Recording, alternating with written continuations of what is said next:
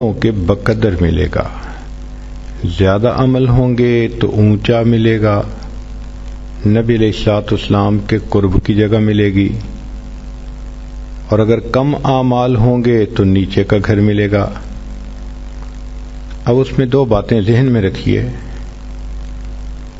کہ ایک بات تو یہ کہ اللہ تعالی کی قدرت کا یہ کرشمہ دیکھیے کہ اگر دو آدمیوں کے عمل بالکل ایک جیسے ہوں گے، صرف ان میں سے ایک نے ایک مرتبہ سبحان اللہ زیادہ پڑھا ہوگا تو ان کو بھی جنت میں جو گھر ملیں گے وہ ایک مرتبہ سبحان اللہ والے کو اونچا ملے گا اور ایک مرتبہ کم والوں کو نیچا ملے گا۔ وہ کیسا عظیم پروردگار ہے کہ جس نے ہر بندے کے عملوں کو اتنا پریسائز دیکھنا ہے کہ ایک مرتبہ سبحان اللہ پڑھنے پر ایک کا درجہ دوسرے بندے سے بڑھ جائے گا۔ اور دوسری بات یہ ذہن میں رکھیے کہ جتنا اونچا درجہ ملے گا اتنا نبی علیہ السلام کا قرب زیادہ ہوگا، اور اوپر والے نیچے تو آ سکیں گے، جس سے بھی ملنے کے لیے آنا چاہیں، نیچے والے اوپر نہیں جا سکیں گے۔ تو اب ذرا سوچئے کہ خوش نصیب تو وہ کہ جس کو جنت کا اونچا سے اونچا درجہ ملے، اب خوش نصیب ہے وہ بچہ جس نے قرآن پاک کو حفظ کیا، وہ بچی جو قرآن مجید کی حافظہ بنی، کہ حدیث پاک میں ہے اللہ تعالیٰ فرمائیں گے کہ تم ایک ایک آیت کو پڑھتا جا اور جنت کا ایک ایک درجہ چڑھتا جا، ورتل کما کنت ترتل فی الدنیا، اور دنیا میں جو جیسے ترتیل سے پڑھتا تھا ایسے ترتیل سے پڑھتا جا۔ اب بتائیں کہ ایک ایک آیت ایک ایک درجہ ملنے کا سبب بنے گی۔ ہم نے کبھی اس نیت سے قرآن پاک کو کھولا کہ آج کے دن میں ایک آیت کو یاد کرتی ہوں اور جنت کا ایک درجہ پاتی ہوں؟ شاید ہمارے اندر کچھ یقین کی کمزوری ہے اور کچھ غفلت کا اثر ہے کہ ہم اس نظر سے سوچتے ہی نہیں۔ وہ کون سی عورت ہے کہ جو ایک آیت کو بھی روزانہ یاد نہ کر سکے؟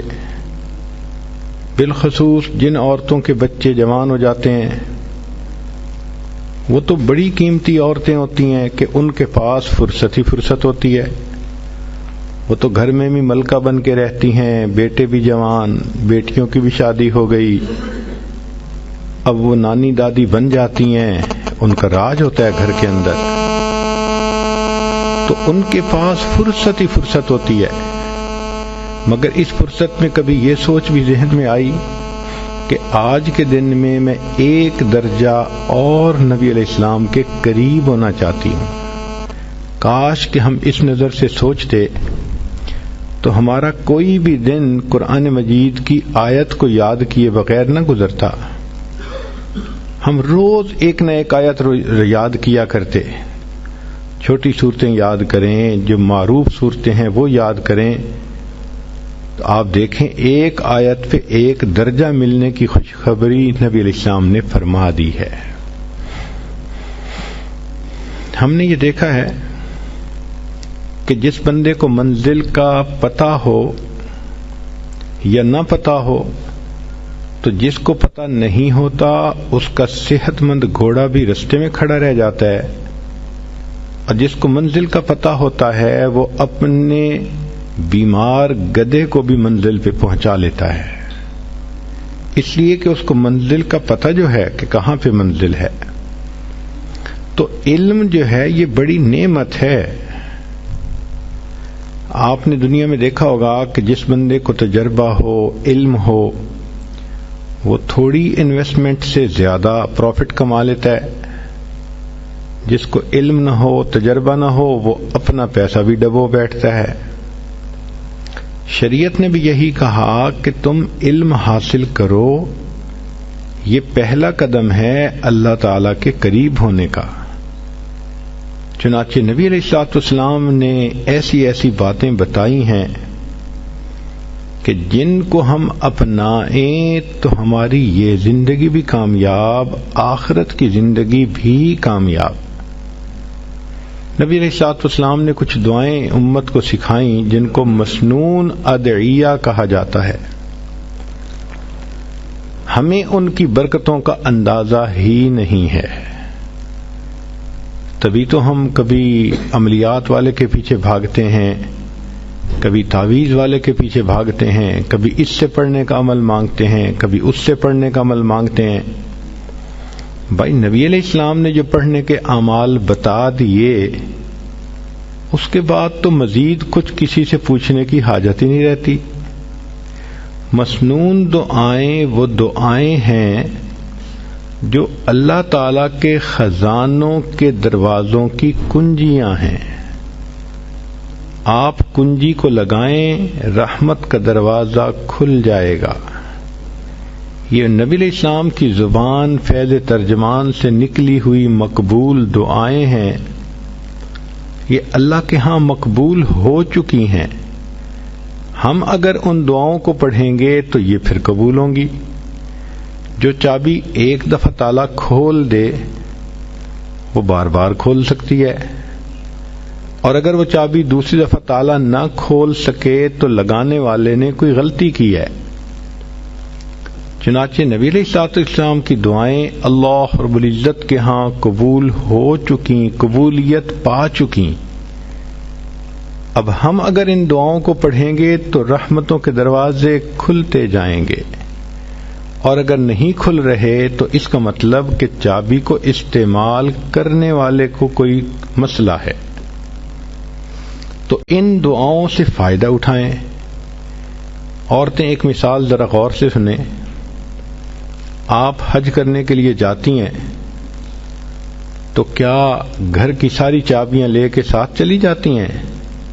نہیں، چابیاں پیچھے چھوڑ جاتی ہیں، بڑی بیٹی کو سمجھا جاتی ہیں، بہو کو سمجھاتی ہیں، بیٹا تم ایسے یہ کر لینا، ضرورت ہو تو ایسے کر لینا، لمبی انسٹرکشنز دیتی ہیں اس کو، اور پھر کہتے ہیں کہ یہ میں ساری چابیاں دیتی جا رہی ہوں، ذرا دھیان رکھنا، اور جب تمہیں ضرورت ہو تم فلاں دروازے کو کھول کے اس کے اندر جو کلوزٹ ہے اس میں پیسے رکھے ہیں تم لے لینا، تاکہ تمہیں کسی سے مانگنے نہ پڑیں۔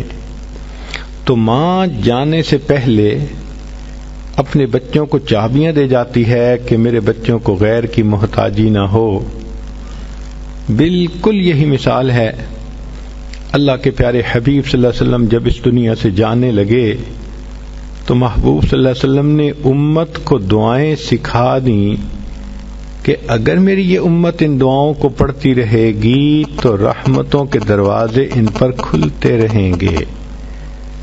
حدیث مبارکہ میں ہے کہ جبریل کہ اللہ تعالیٰ نے ملک الموت کو بھیجا نبی علیہ السلام کے پاس۔ انہوں نے آ کے کہا، اے اللہ کے حبیب صلی اللہ علیہ وسلم، اللہ تعالیٰ نے آپ کو یاد فرمایا ہے۔ تو نبی علیہ السلام نے کوسچن پوچھا کہ ملک الموت، اللہ تعالیٰ سے پوچھ کے مجھے یہ بتاؤ کہ میرے بعد میری امت کا کیا حال ہوگا؟ تو رب کریم نے فرمایا کہ میرے محبوب، ہم آپ کے بعد آپ کی امت کو بے سہارا نہیں چھوڑیں گے۔ تب نبی علیہ السلام نے فرمایا، اچھا اب میں اللہ کے پاس جانے کے لیے تیار ہوں۔ تو اللہ تعالیٰ کے حبیب صلی اللہ علیہ وسلم امت کو بے سہارا چھوڑ کے نہیں گئے، سارے انتظام کر گئے کہ اگر میری امت کو کوئی بھی ضرورت ہوگی یہ مسنون دعا پڑھیں اور ان کے مشکل کام ٹھیک ہو جائیں، اٹکے کام آسان ہو جائیں۔ سارا کچھ نبی علیہ الصلوۃ والسلام نے ہمیں بتا دیا۔